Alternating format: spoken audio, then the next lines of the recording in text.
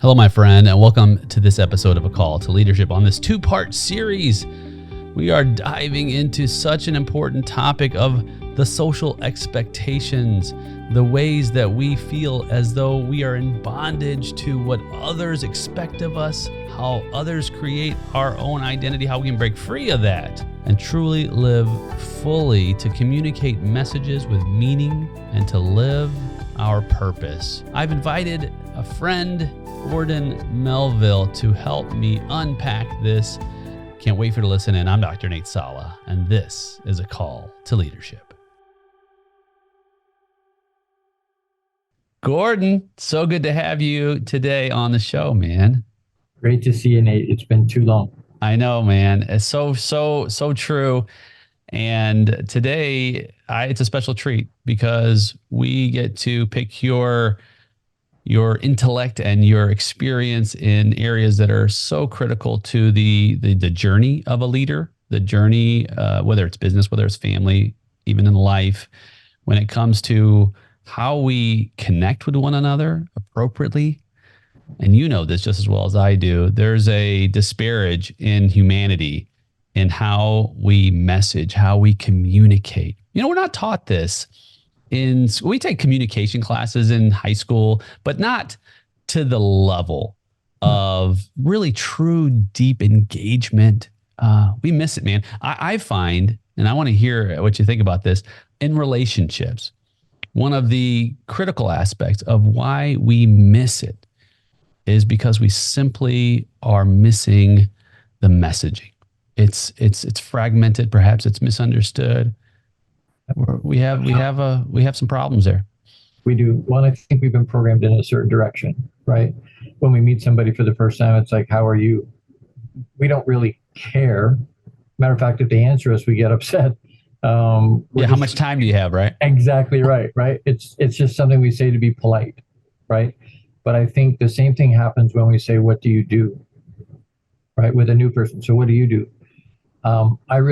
Do I care? Yeah, I care. But I'm at a place in my life where I'm in my mid-50s, and I'm in a place where small talk, we can talk about the weather and we can talk about sports and whatever, but I want to sort of get to the nuts and bolts of what's going on. And so when I ask people, especially brand new people, who you be, and they go, Gord, your grammar's baffed, buddy. And I'm like, I know, but I'm asking that way on purpose because I'm trying to kind of interrupt their thought pattern and go, what did he really ask me? And so, who they're being is a completely different thing. We conflate who we are with what we do. Mm. And so, when we're trying to get to know somebody, most people can't tell me who they're being. Most people don't know who they're being. They focus on what they do. They can tell me that, but they can't tell me who they're being. And I think if we can understand who we're being, and we're human beings, we're not human doings. So if we can focus on who we're being, then what we do becomes an extension of who we be, in which case we have alignment and now we have flow. Mm. And so that's a much bigger deal. But we've been conditioned the other way. We've been conditioned to talk about stuff that really in the grand scope doesn't matter. That's what we talk about, How do you determine, this is a good, this is going to be good. How do you determine in the grand scope of what matters? That's a big question. And if our listener will have heard me talk about the necessity, the essentiality of envision to determine the destination first. And this is where, this is the really the part of life that you think about, every day someone has their unexpected last moment or the last moment, and it's inevitable for all of us. And the question is, what will I look back on and be thankful, appreciative, have gratitude, have comfort, meaning, and value, and massive purpose in on that day? And it's rarely what we're talking about. But unless we live in that space, and it's not necessarily morbid, I think it's freeing. I think it's liberating to Absolutely. live in the space of one day I will take my last breath. And on that day, I want to look back and be satisfied. Right. And that satisfaction is not derived necessarily in many of the things, many of the approaches, many of the pursuits Right. that we believe are necessary in life. Right. Right. Absolutely. Right. Right. Well, and you know what, you're talking about legacy, and you and I could talk for a long, long time. You and I are on a similar type wavelength for a lot of this stuff.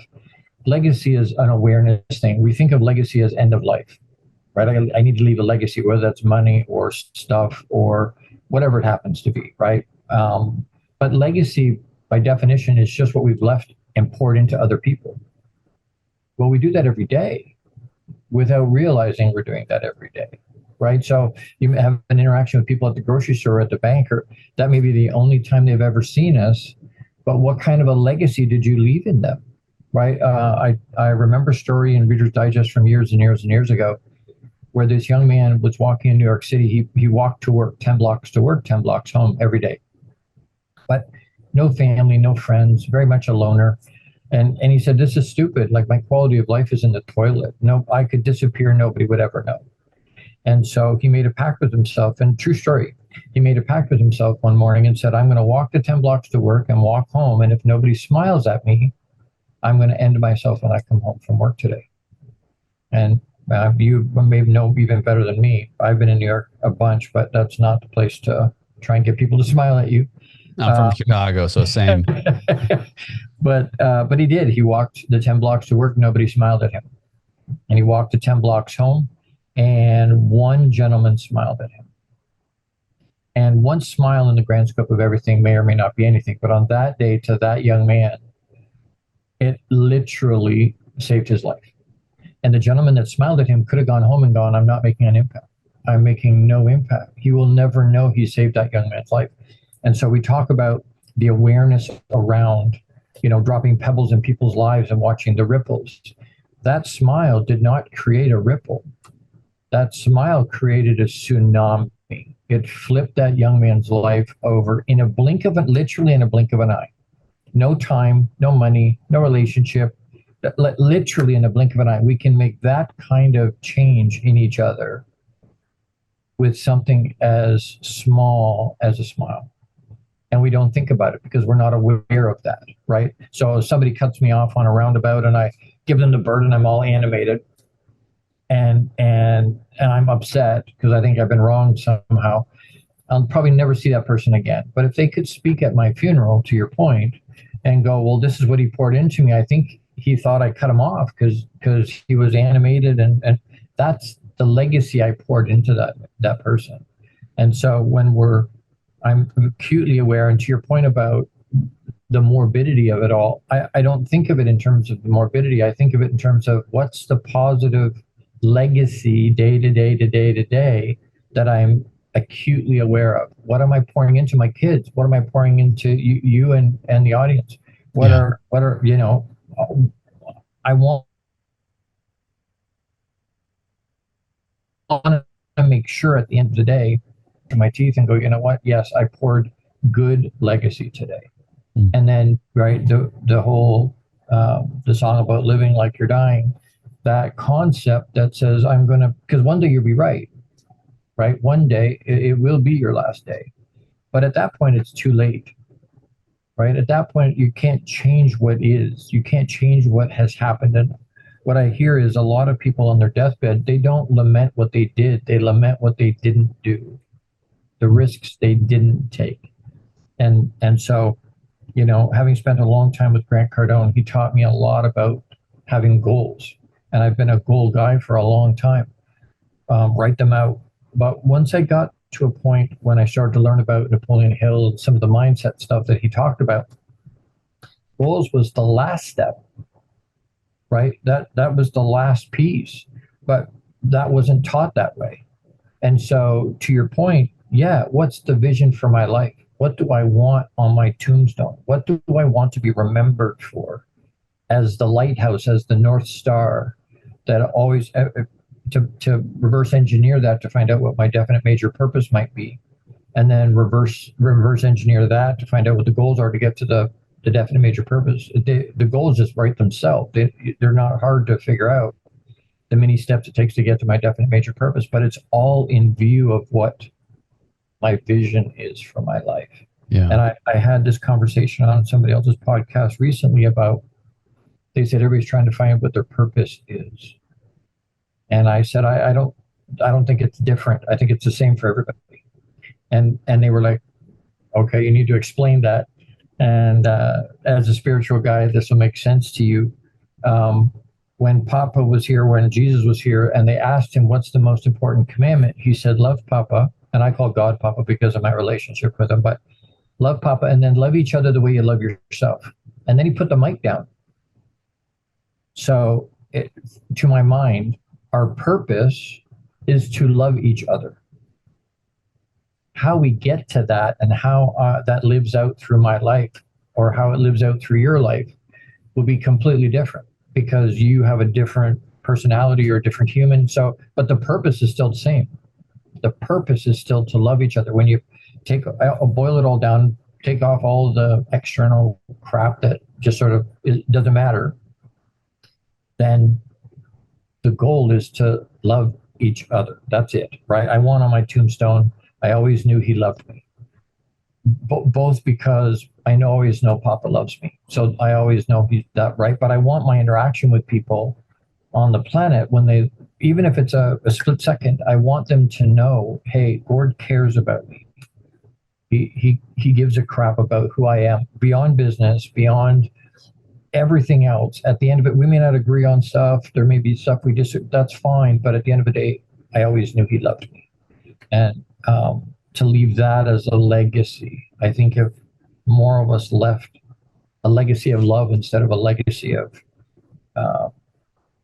judgment and anger and frustration, and it's just, there's so many things that if we can boil it all down and go, you know what, I'm going to focus in this one space and just try to love everybody as much as I can. I don't have to agree with them to love them. I don't have to agree with their decisions to love them. You know, it always blows me away. You get people that go, well, you know, Papa loves everybody unconditionally. It doesn't matter. He'll meet you exactly where you are. And then as humans, we go, yeah, he might love you, but I can't love you because of this. And my standards are higher than his. So it's like, you know what, we need to get over ourselves and go, you know what, if Papa can love you just the way you are, who the hell am I to go, hey, I can't love you, right? So, yeah, it's being able to put that in perspective and go, okay, so what does that look like in my life? How am I showing up 100% authentically, right? And that's I'm so glad you brought up the epitaph, because that is a question that we should all ask ourselves. Not say should, we must ask ourselves. Absolutely. What is the epitaph? What is it that one phrase that you would want on your tombstone that clearly encapsulates who you were, right? What you believed, how you behaved, what you valued on this planet. Right. There's great power in that, because it creates a pathway. So this is the non-negotiable that drives all of my decisions. It drives all of my actions in life. And then it directs and orders every step I take. Right. And so for you, which I absolutely, it's very close to my heart, the purpose that you described. In fact, I just did a 15-part series on the subject of love from a leadership perspective. We took the scriptural verses in the ancient scriptures, 1 Corinthians 13, 4-8, and every single one of those characteristics, those virtues, those attributes, applied them to what does that look like manifesting itself in leadership? What does patience look like? What does kindness look like? And so on and so forth. And the grand picture, as you said, is a grand picture of love. And I agree with you. I believe that is the antidote. That is the answer. That is the way that we release the critical, judgmental, narcissistic, self-aggrandizing, power, prestige, position mindset that is so entrenched in how we behave as human beings. Sure. And when we do that, then we become released. It's a liberation. Right. You can truly live at that point. And you said something that I want to go back to because it was such an important aspect of this journey. When you talked about the goals and the steps that order your behavior, it's the message that you send every single interaction you have, but not just with humanity as a whole. It starts with you. It starts with me. What is my self messaging? Mm, absolutely. Amen. I was asked recently because I'm a big mindset guy, right? Like nothing happens without your brain, like nothing, even the things you're not thinking about. You don't think inhale, exhale, but it's happening. Your brain's controlling that, right? Okay, heart pump. I don't have to think that, but it's happening because my brain is controlling that. So mindset is foundational. But I said that to somebody and then I must have glitched a little bit. And he said, "Are you okay?" And I'm like, "Yeah, I'm getting this download in the moment about there's something underneath mindset." And he goes, "What is it?" And I said, "Your worth and your value. If your worth and value is skewed, if you don't think you're enough or you think you're lacking somehow or you think you're not lovable, then the mindset that gets created out of that is skewed because you're trying to compensate for something that you don't need to compensate for." Right. And so if I can understand, and I get my value and my identity from Papa. So I anchor myself there because it'll never change. Right. My opinion of me changes day to day. Some days I wake up and I can jump a small building in a single bound. And some days I wake up and I am not enough and I can't. Right. So my opinion does this. But Papa's opinion just stays the same every day, every day, every day, every day. And he sees completely sanctified human being, child of his. Well, if that's the case, then if I live out of that, plug into that and live out of that. My parents and I, we bump heads. I was raised very strict Baptist for a long time. And we didn't question anything because we've been told, hey, this is the way it is. And we went, okay. And then once I started to think for myself a little bit and go, okay, wait. There's some inconsistencies with what I'm being told and what I'm being taught, and I need to investigate on my own. And one of the things that we bump heads about, mom and dad always tell me, God won't come in, Papa will not come into you unless you invite him because he's a gentleman. And I understand what they're trying to say on the one side, but on the other side of that, I say to them, I don't think that's right. And they're like, why? I said, well, is there life without Papa? And they're like, no, he breathed life into man. There is no life without him. If he's not in it, there's no life. And I'm like, okay, that means anything that's alive, he's already there. Because if he wasn't, it wouldn't be alive. And they're like, okay. I'm like, so there's a difference between acknowledging, yes, he's already in me. Because I think what's happening is Papa that's in me is responding to Papa that's in you. And when we say, well, all the answers are already inside of us, I believe that's right because Papa's inside of me. All the things I need are already inside of me. I think of Prince Harry. He wants to abdicate the throne. He does abdicate the throne. He brings Meghan and comes to California, does his thing. But is there no connection to the royalty stuff anymore? But is there anything Harry can do in his whole life that will ever change the fact that he was born to Prince Charles and Lady Di? Nothing. Now, his birthright is royalty. Whether he plugs into that and lives out of that is a completely different choice. And I think it's exactly the same. Papa's already inside of us. But we have to choose to plug into that and live out of that. And if we don't, then we're missing some stuff because we're not living as fulfilled as we could. And being able to say, nobody wants to, most humans don't want to be subservient to anybody else. No, I have to be independent. I want to be the boss. Well, that's great. How's that working for you? Right? Because he already knows right? I say to people all the time, Papa loves us and he likes us a lot.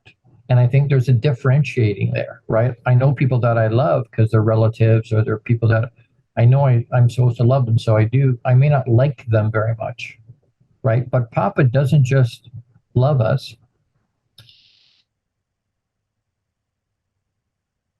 he likes us all a lot. And what I'd done, he wouldn't like me that much.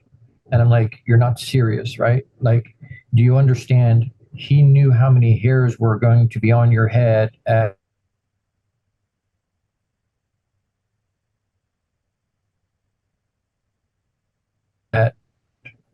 2 o'clock on any day you've been alive that you can tell me exactly how many hairs are on your head, right? Like he knows us better than we know ourselves. He always does. So he knows what the end is. So to be able to, we want control. Control is an illusion outside of what I think and what I do. Everything else is I try, we want to, but it's an illusion. If you have pets or children, you know very quickly, you learn really fast. Control is an illusion. There's no such thing outside of ourselves. And when I look at people and go, so how much time do you spend learning how to control or master you? And they go, well, I don't spend any time mastering me. I'm like, well, that's a problem. It's the only thing you can control, and it's the only thing that you don't do, but you want to whine and bitch and complain about the fact that you can't control anything else in your life. Well, maybe focus on Papa, but then focus on becoming. And one of our friends, Dr. Oliver Reed, said, you can't become who you already are. We're already children of a king. We're already, you and I are princes. Our wives are princesses, right? But we don't think that way, right? Do I have to become? No, I'm already a fully sanctified child of the king. What I need to do is plug into that and live out of that. And then all of a sudden, everything starts to line up, right? It starts to become aligned. It starts to have flow. When I focus on who I'm being every day, I focus on how am I showing up for myself as well as for anybody around me, because we talk about not being able to pour out of an empty cup. Yeah. And I had saw an illustration last year and I went, oh, that's beautiful. The lady said, we spend all this time and energy, and she had this clear mug sitting on her deck and it was full right to the top with water. And she said, we spend all this time, and she reaches over very nonchalantly and she takes this scoop. She's on her back deck and there's this beautiful plotted plant, and she takes a scoop of the dirt and she drops it in the water. She stirs it up a little bit. She goes, that's all the crap in your life. But then we spend all this time and money trying to get the crap out of our life, and she's trying to sift the dirt out of the right. And